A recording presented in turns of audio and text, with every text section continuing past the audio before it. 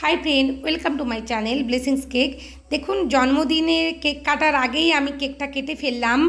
एटा आसले आमार जन्मदिनेरই केक छिलो, टप फरवार्ड केक एटाके बला हय।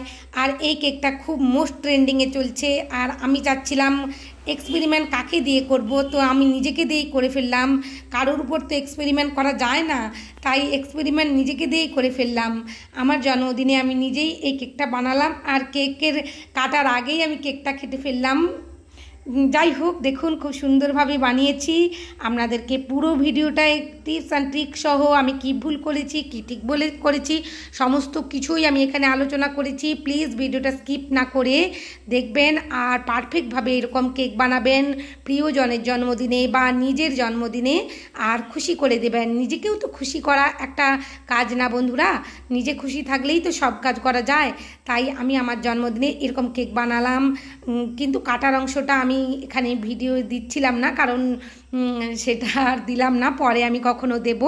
দেখুন কথা বলতে বলতে আমি লেয়ার কাট করে ফেলেছি আর এখানে বোর্ড নিয়ে নিয়েছি আর বোর্ডের মধ্যে খুব সুন্দরভাবে শোপ করে নিলাম। প্রথম লেয়ারটা বসিয়ে আর ক্রিম দিয়ে দিলাম।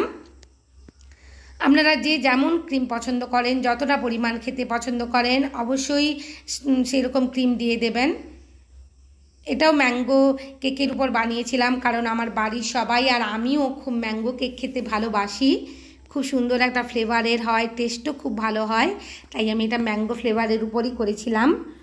আর বন্ধুরা দেখুন আমি এখানে কিভাবে কি ভুল করেছি বলছি। এই যে কেকটা আমি বানিয়েছি একটু চওড়া করতে হবে, লেয়ারগুলো একটু মোটা মোটা করে কাটতে হবে, তাহলে দাঁড় করানোর সময় অসুবিধে হবে না। আমি এখানে একটু পাতলা পাতলা করে কেটেছি আর 3টে লেয়ারে ভাগ করেছি। এটা যতটা হাইটের কেক হবে তত আপনার কেকটা দাঁড় করিয়ে দিতে, টপ ফরওয়ার্ড করতে অসুবিধে হবে না। আর এই কেকটা খুবই মোস্ট ট্রেন্ডিংয়ে চলছে এখন, সেজন্য আমারও মনে হলো আমি বানাই। এর আগে আমি কখনো বানাইনি। আর কাস্টমারকে কোনো কেক দিতে যাওয়ার আগে, বানিয়ে দিতে যাওয়ার আগে নিজের মন থেকে যেগুলো মনে হবে যে এই কেকগুলো একটু যেন মনে হচ্ছে আনকমন, তো একবার বাড়িতে অল্প ছোট করে বেশ বানিয়ে করে নেওয়াই যেতে পারে, কোনো অসুবিধে নেই। তাহলে বোঝা যাবে যে আমি কেকটার মধ্যে কোনটা ভুল করলাম, কোনটা ঠিক করলাম, বা কি করলে কেকটা আমার ঠিক পারফেক্টভাবে বসতো বা অসুবিধে হতো না। আর একটু যদি চাওড়া করা যায়, একটু হাইটে উঁচু করা যায়, তাহলে যখন কেটে বসাবো তখন ওর ভাতটা উঁচুর দিকে থাকবে, ভালোভাবে থাকবে। নাহলে ডেলিভারির যখন কেক হবে, এটা আমার বাড়িতেই ছিল তাই কোনো অসুবিধে হয়নি, কিন্তু যখন ডেলিভারি দেবেন এটা পড়ে যাওয়ার সম্ভাবনা থাকবে।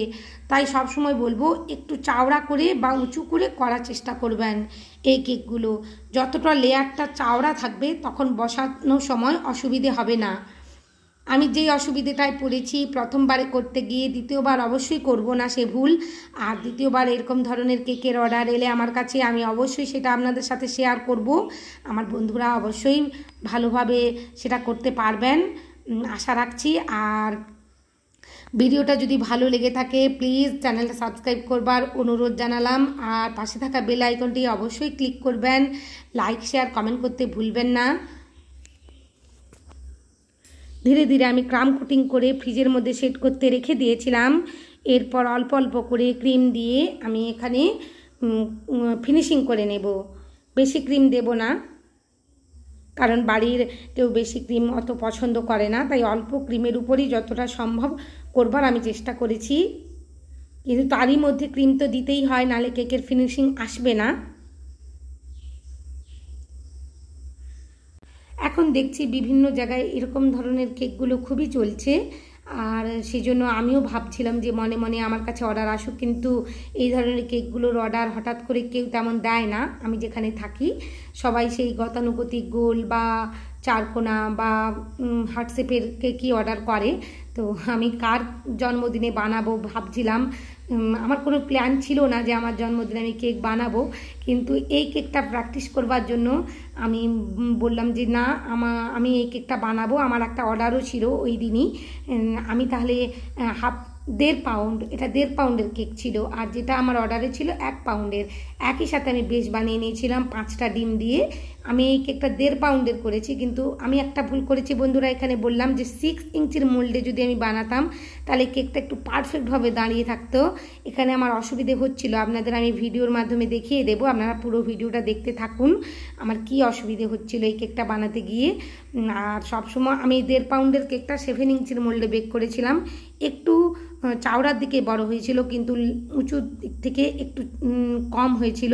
দেখুন আমি জন্মদিনের আগের দিনই আমি কেকটা কেটে ফেলছি, কিছু করার নেই, নিজেকে প্র্যাকটিস করবার জন্য তো করতেই হবে। আর তখনই ভাবলাম যে না, নিজের জন্মদিনেই আমি কেকটা বানিয়ে ফেলি, আর আমি এটা বানিয়ে ফেললাম। দেখুন কিভাবে আমি টেকনিকগুলো লাগাচ্ছি, ধীরে ধীরে আপনাদের দেখিয়ে দিচ্ছি। কাটা অংশটা আমি তুলে নিয়েছি, ওটা আর এখানে কোনো কাজেই লাগবে না। তাই অর্ডারে সব সময় 1 পাউন্ডের থাকলে 1.5 পাউন্ড করবেন, কারণ যে অংশটা কেটে ফেলা হয় সেটা বাদ হয়ে যায়, এই কেকটায় আর লাগে না। দেখুন আমার এখানে যে আমি উঁচু করতে বলেছিলাম, উঁচু করলে এটা পারফেক্টভাবে দাঁড়িয়ে থাকতো, চওড়াটা বেশি হতো, তখন দাঁড় করানোর সময় আমার কোনো অসুবিধে হতো না। উপরের অংশের যে ডিজাইনটা ছিল সেটা আমাকে মুছে ফেলতে হচ্ছে, কারণ আমি এখানে হাত দিয়ে জোর করেই দাঁড় করিয়েছি।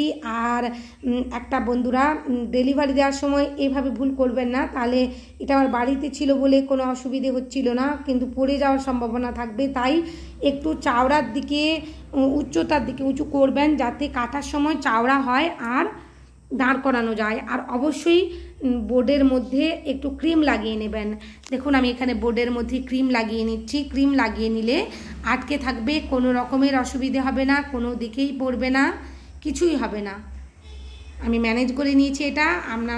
আপনাদেরকে নিখুঁতভাবে আমি বলে দিলাম আমি এই কেকটা বানাতে গিয়ে কি সুবিধা পেয়েছি, কি অসুবিধের মধ্যে পড়েছি, আপনারা সেটা ফলো করবেন আর অবশ্যই পারবেন। দেখুন ধীরে ধীরে পিছনের অংশেও আমি অল্প অল্প করে ক্রিম লাগিয়ে নিচ্ছি। ক্রিম দিয়ে ভালোভাবে স্মুথ করে নেব, কারণ কেকগুলো যখন প্রেজেন্টেশনে সার্ভ করা হবে তখন তো এভাবে পেছনের অংশটা স্পঞ্জ দেখা যাবে, ভালো লাগবে না। তাই অবশ্যই পেছনের অংশটাও খুব সুন্দরভাবে স্মুথ করে নিতে হবে, আর খুবই সাবধানতার সাথে করতে হবে। আর কাটাটা আমি যেটা বললাম অবশ্যই একটু উঁচু করবেন যাতে চওড়া হয়। ফ্ল্যাট কেকগুলো একটু চওড়া হবে না, আর দাঁড় করাতে গেলে অসুবিধা হবে। আর এই কেকগুলো করবার সময় 1 পাউন্ডের অর্ডার থাকলে একটু বেশি করেই পরিমাপটা নিয়ে নেবেন, 1.5 পাউন্ডের পরিমাপ নিয়েই বানাবেন, কারণ কেটে ফেলতে হয়, যেই কাটা অংশটা বাদ হয়ে যায় ওটা আর কোনো কাজে লাগে না, নিজেদেরকেই খেয়ে নিতে হয় বাড়িতে। দেখুন আমিও সামনের দিকেও খুব সুন্দর একটা ডিজাইন করে দেব। আগের ডিজাইনটাও খুব ভালো ছিল, আমি করেছিলাম প্যালেট নাইফ দিয়ে। আমি অনেক কেকে এটা বানিয়েছি, আপনারা দেখেছেন আমার আগের যে ডিজাইনটা আমি বানিয়েছিলাম। যাক, এবারের ডিজাইনটাও খুব সুন্দর। আমি একটা সিলিকনের ব্রাশ দিয়ে করে নেব, কোনো অসুবিধে নেই। আর অবশ্যই বোর্ডের মধ্যে ক্রিমটা লাগিয়ে নিতে হবে, না হলে কেকটা আটকাবে না। খুব সুন্দরভাবে আমার স্মুথ হয়ে গেল, আমার কেকটা আটকে গেছে, কোনো অসুবিধে নেই। কেকটাকে সেট করে নিতে হবে। আমি পারফেক্টভাবে দেখিয়ে দিচ্ছি কত সুন্দরভাবে স্মুথ করা যায়।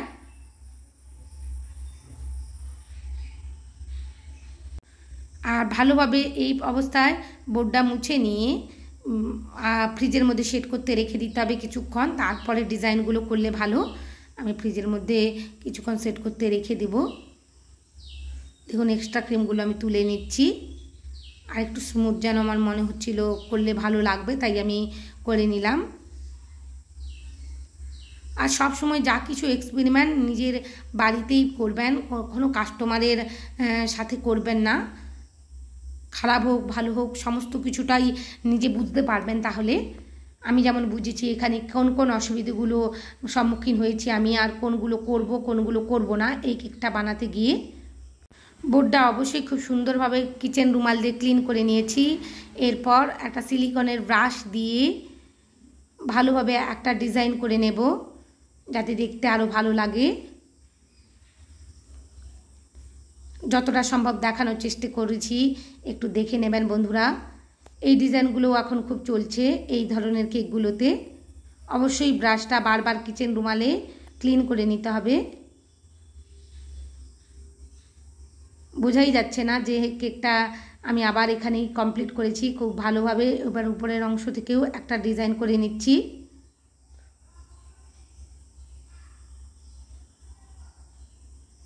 এরপরে আমি দেখে নিচ্ছি কোনো অংশে বাদ গেল কিনা। খুব ভালো লাগছে দেখতে। এরপর গোলাপ ফুল করে নেব। আমি একটু গোলাপি কালারেরই ক্রিম নিয়েছি, নিয়ে ধীরে ধীরে দেখুন গোলাপ ফুল করে নিয়েছি। আর আমার কাছে একটা নন এডিবল পেওনি ফ্লাওয়ার ছিল, সেই নন এডিবল পেওনি ফ্লাওয়ারটাও বসিয়ে দিয়েছি। আর এখানে আমি ফক্স বলগুলো বসিয়ে নিচ্ছি গোল্ডেন কালারের। কেকটা খুবই সুন্দর লাগছে দেখতে। আর দেখুন আমি এখানে পালস ছড়িয়ে দিচ্ছি। আমার কাছে হোয়াইট কালারের যে পালসগুলো থাকে কেক ডেকোরেশনের জন্য, সমস্ত কিছুই এডিবল এখানে, কিন্তু যে ফয়েলের মতন যে গোল্ডেন কালারের আমি দিয়েছিলাম সেটা নন এডিবল ছিল, কিন্তু কোনো অসুবিধে নেই। এই তবক বলে এগুলোকে, ওই বেকারির দোকানে কিনতে পাওয়া যায়। এগুলো নন এডিবল, এগুলো খাওয়া যায় না, কিন্তু ভীষণই পাতলা, মুখে দিলেই মিলিয়ে যায়। এগুলো দিলে কোনো অসুবিধে হয় না। কেক ডেকোরেশনের জন্য এগুলো ব্যবহার করা হয়। কিনে এনেছিলাম তাই আমি বললাম ইউজ করি আমার নিজের কেকেই। কেকটা যদি ভালো লাগে, ডিজাইনটা যদি ভালো লাগে, প্লিজ বন্ধুরা আমার চ্যানেলটা সাবস্ক্রাইব করবেন, পাশে থাকবেন। আর অবশ্যই লাইক শেয়ার কমেন্ট করবেন কেমন হয়েছে কেকটা। আপনাদের লাইক শেয়ার কমেন্ট আমাকে কাজ করতে আরও উৎসাহ দেয়। আর যে টিপসগুলো বললাম অবশ্যই সেগুলো একটু ভালোভাবে শুনে নিয়ে ব্যবহার করবেন, অবশ্যই পারবেন এই ধরনের কেকগুলো। সবাই খুব ভালো থাকবেন, অনেক কেক বানাবেন। অনেক ধন্যবাদ বন্ধুরা আমার ভিডিও দেখার জন্য।